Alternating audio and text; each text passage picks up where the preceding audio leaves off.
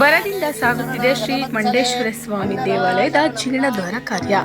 ನೆಲಮಂಗಲ ತಾಲೂಕಿನ ಇತಿಹಾಸ ಪ್ರಸಿದ್ಧವಾದ ಶ್ರೀ ಮಂಡೇಶ್ವರ ಸ್ವಾಮಿ ದೇವಾಲಯ ಜೀರ್ಣೋದ್ಧಾರ ಕಾರ್ಯ ಭರದಿಂದ ಸಾಗುತ್ತಿದ್ದು, ಇಂದು ದೇವಾಲಯದ ಮಹಾದ್ವಾರ ಪ್ರತಿಷ್ಠಾಪನೆ ದೇವಾಲಯದ ಪ್ರಧಾನ ಅರ್ಚಕ ಮಂಡಿಗೆ ಜಯರಾಮ್ ಶಾಸ್ತ್ರಿ ಹಾಗೂ ಗ್ರಾಮದ ಮುಖಂಡರ ಸಮ್ಮುಖದಲ್ಲಿ ಸಂಭ್ರಮ ಸಡಗರದಿಂದ ನಡೆಸಲಾಯಿತು.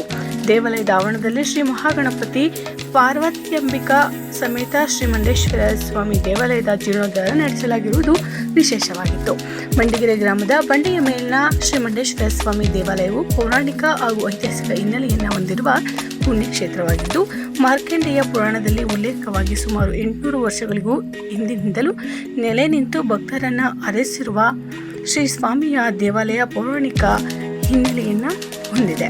ಈ ಹಿಂದೆ ದಂಡಕಾರಣ್ಯದಲ್ಲಿ ಶ್ರೀ ಮುಖಂಡ ಮುನಿಗಳು ಆರಾಧಿಸಿ ಮಾರ್ಕಂಡೇಯನನ್ನು ಮುಂದೆ ಕಲಿಯುಗದಲ್ಲಿ ಮಂಡೇಶ್ವರನಾಗಿ, ಮುರುಖಂಡಪುರವು ಮಂಡಿಗೆರೆಯಾಗಿ, ಅಪಭ್ರಂಶದಿಂದ ಬದಲಾಗಿ ಶ್ರೀ ಪ್ರಪಂಚದಲ್ಲೇ ಶ್ರೀ ಮಂಡೇಶ್ವರ ಎಂಬ ದೇವರು ಮಂಡಿಗೆರೆ ಎಂಬ ಒಟ್ಟಿಗೆ ಎಲ್ಲೂ ಸಹ ಕಾಣಲಾಗುವುದಿಲ್ಲ.